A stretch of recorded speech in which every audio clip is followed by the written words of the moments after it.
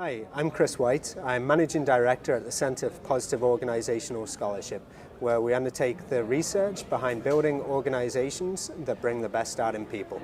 I'm here with Rich Sheridan and James Gobel from Menlo Innovations, where we spent some time in our monthly Positive Links series a couple of weeks ago getting a tour of the facility and learning about this amazing and inspiring company.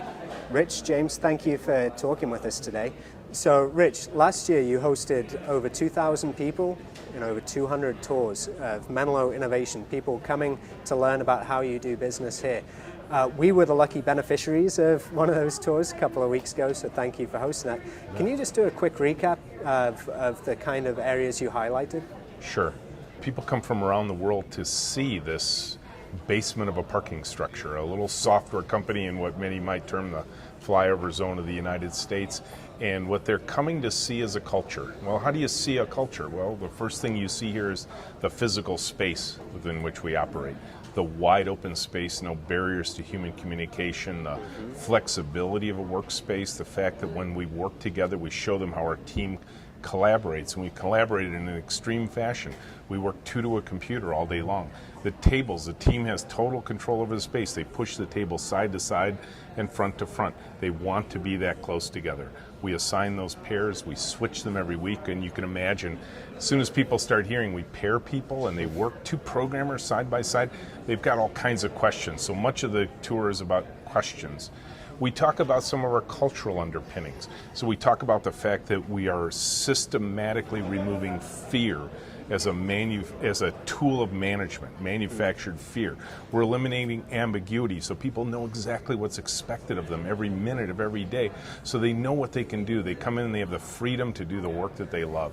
And so we look at how we manage projects, and we have this crazy paper-based project management system, both to show dynamically on paper with sticky dots and yarn and push pins on the wall, how are we doing on the project plan that we laid out for the week?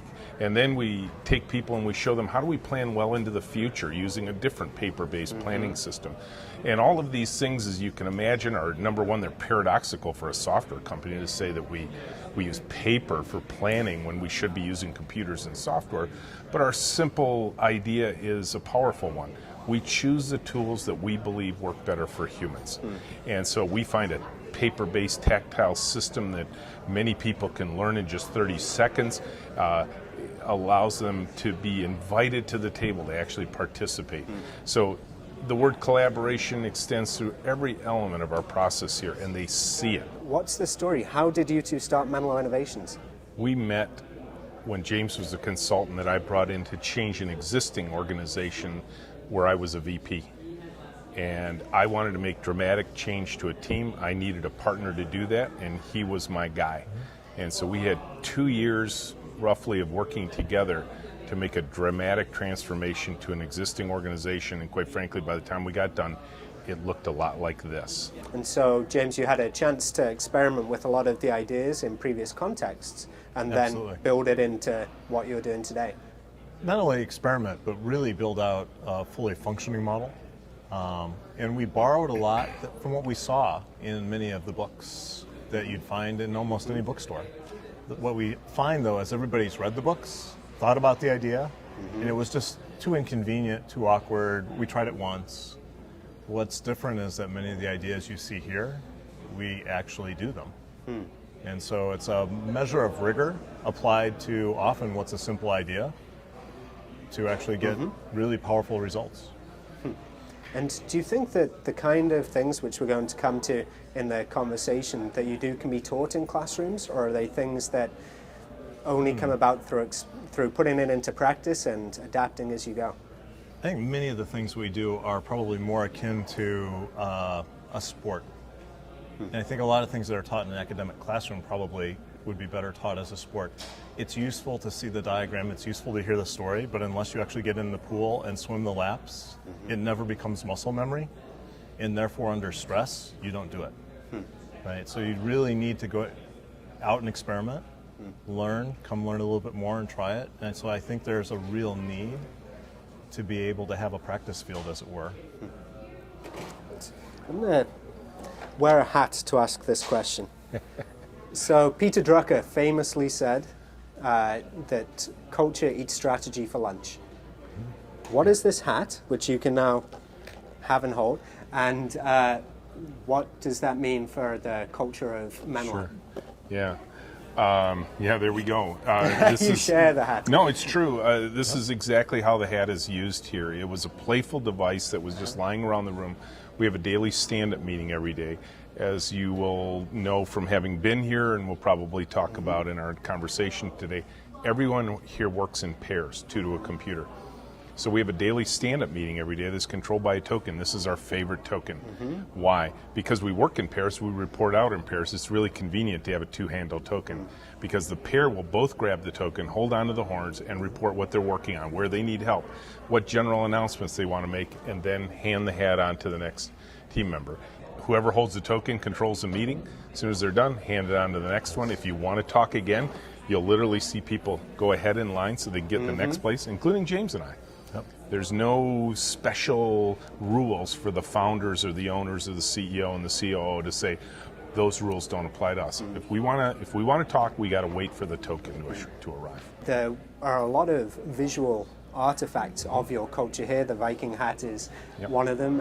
There are boards around here where people manage their projects in a very visual way, very visual and paper way for a technology company. Funny, huh? But those will be seen all the way through the tour. But let's hang with the pairing for a moment, because I'm familiar, and many people are probably familiar with agile software programming. Is what you do identical to that, or is it an evolution of that? We started out back together when we started this transformation at my old company. Our teacher was a book. It was a guy named Kent Beck wrote a book called Extreme Programming Explained. It was the first time anyone had formally talked about paired programming in a business context. Now, quite frankly, most of us in our technical careers would look back and say, yeah, I remember doing that. There was some important project and we really had to get it done, so we grabbed a computer together, we sat down, we just camped out, we got it done, and then we went back to our cubicle and worked the normal way the rest of the time. Or we got stuck and somebody would slide over and it'd be done just for a couple moments. Right. When any of us look back on those times, we realize that's when we were producing the best work. That's when we were creating the best results. That's when we felt the safest, the most supported in our environment. Kent offered up a proposition.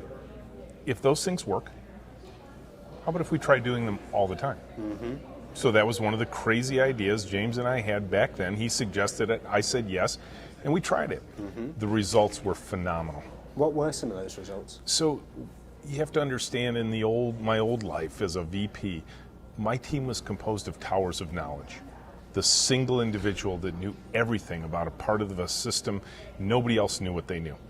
That person goes on vacation, entire project would come to a halt. They became a bottleneck. If there was more work than that person had capacity for, they were working 60, 70, 80 hours a week. They were pulling all-nighters, while the rest of the team might be sitting idle waiting for them to get their job done. They get tired, bugs go in, the only people who can fix the bug is the person who created them. That tower of knowledge problem, huge obstacle to creating complex software systems. Pairing knocks that down immediately. Two people sharing knowledge with one another, and in our system we switch the pairs every week. So now knowledge has to race around the team. When I think about pairing, I can see 3 benefits as a result of the tour that we're actually thinking about implementing in our center because of what we learned from you. One is it mitigates the impact of turnover. If there's turnover when one person is alone on a project, you've got a whole gap and client delivery is impacted. Second is spread of knowledge and learning, like you have just shared there. The third one, though, is something that I can sense in the culture, and we haven't yet talked about today, but it's the impact on relationships and happiness at work. People like Jane Dutton in our center and Gretchen Spreitzer have studied organizational thriving and positive relationships at work. And I would imagine that having someone to work with all day long, every day, on specific projects allows for relationships to be built in new and different ways. Do you see that in the culture here? How does that happen? Well, even let's start at the smallest level. Yeah. So you're working alone in your cube and you finally solve a problem.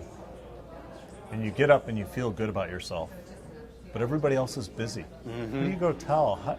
How do they relate to what you're doing? Who gives you the high five? It's not a shared accomplishment. That's right. And yet we want teams to integrate, and right, but yet this little moment of joy in your life, and then you go back to your cube. And then we measure these big ones that happen maybe once a month, maybe once a couple months, but it's so far from the actual effort. It's not really good reinforcement. Flip it around. Now you're paired. You're working together with somebody. Perhaps you were doing something you didn't know. You were volunteering on a Habitat for Humanity build or something, and you accomplished something. You're working with that person. You immediately celebrate it with them. There's a shared purpose, right, that helps tie you into a grander purpose together. It's amazing that one powerful little thing of, I don't want to let my partner down, and it makes me step up my game, makes me feel better about the things I do, and I accomplish. And we saw that taken a stage further on another part of the tour when, James, you talked us through open book finance. Yes. Just for those who don't know, what quickly is open book finance? So the goal of open book finance is to pull the team into decision making, make them aware of the overall business context, and help them contribute what they know to actually making business choices. And so we turn the game of business into a visual one on the wall, as taught in the Great Game of Business, and demystify all the vocabulary of accounting and management and try and get it down to the key metrics, and then have the team meet once a week in a huddle to actually make business decisions. And so once a week, the whole team gets together, from the newest recruits to the founders, and discuss all the business metrics and project out and give actuals for their performance as well. Absolutely. And predict the future, which is even more important, right? To look ahead and say, what do we think is going to happen, and why do we think that? Because until you start predicting the future, it's really that's part of our process there. Before we start predicting the future, we have to start thinking about the present. We have to think about the past, what's happened in the past, why did it happen, and why do we believe that the things we want to have happen are going to happen? What actions are going to be required in order to do that? It's really easy to fantasize. We're going to grow by 20% this year. How? It's also really easy for management to say, we're going to grow 20%, and for everybody to say, whatever. Yeah. When the team says, we're setting a target of growing 18 to 20%, they own that decision. There's more buy-in. There's a little bit more pull, and how are we going to pull it off? So really, I see it as a natural continuation of moving from the individual programmer to the paired programmer, from the individual contributor to the organizational contributor. So everyone's getting a larger view of the work product and the system, and having a shared language to talk about it. One of our employees has accused me of trying to teach him how to be able to run a business. And wouldn't that be awful? Right. Well, and my simple answer is, of course, we don't want you to sit in the driver's seat of our business until you've learned how to drive your own business. So yes, you need those skills. But I want to take a pause, because something happened when you were speaking, Rich, and of course, you two hardly blinked, but a big gong went off during our interview, and we just keep rolling. Yeah, it happens around here. Yeah. That's the benefit of being in Menlo for the conversation. What's the gong? The gong is a part of our process where this is a small celebration. They got some work done. They announce that the work got done by hitting the gong. So it's a way for an individual pair to declare to the rest of the team, hey, we got something done. That's really cool. And beyond the celebratory, there's a functional purpose, because other team members need to know, okay, if you've accomplished something, I need to integrate that back into what I'm doing. And so there's a structural purpose, and you can do it with a line on the wall. You can do it. The reason the team has chosen an auditory signal is because it just kind of floats in the background. You continue with what you're doing. Your brain says, oh yeah, now I know that's happened. I'll get to that when I have the next opportunity. I like the artifacts again of the culture, and in that case it's celebrating good news and celebrating strengths and accomplishments. One of the big things that you have emphasized in building this culture, and it comes back to Culture Eats strategy for lunch, is culture is joy at Menlo Innovation. What does joy mean for you both as individuals, and how can leaders reflect that in the processes and systems and culture of organizations? For us, we look externally first. What effect does what happens in this room have in the world? We want to make sure that we are delivering wonderfully working software that can be delightfully used by the people for whom it's intended. And so everything in this room is myopically focused on that as a goal. When you deliver that kind of result to the world and the world recognizes what you've done, that creates joy in the room. Because there is no deeper satisfaction you can get, I believe, for any kind of company, any kind of team, to be recognized by the world as having created good work. And this is our opportunity to do that. And so now the question becomes, how do you organize a set of processes and a set of practices, and how do you interview and hire and onboard and train and mentor and get a team to collaborate with one another to systematically produce those results? And if you can do that, joy in the room. Well, and how many people go to work and don't get to do the thing they love, the thing that drew them into that profession, right? What's the part of your day that you really want to be at work? And for too many people, it's leaving time, right? The time to go home. They're counting the minutes. Vacation. Right. Yep. What if instead you could Retirement. actually live? Yeah, that counting the days till you retire. What if instead the thing that drew you in, you actually got to do every day? You got to be the majority of your day, and you could see how it actually impacted others. Right? That's a powerful notion. And it's almost there for some people, but bureaucracy is often the thing that they see, the thing they get stuck in, and they give up trying. You know, it's amazing to listen to both of you talk, and I'm so grateful that I've had the chance to have you both together to build off each other and share This the is stories. All right, thanks for chatting. All right. Great. Thanks, Chris. Thanks a lot.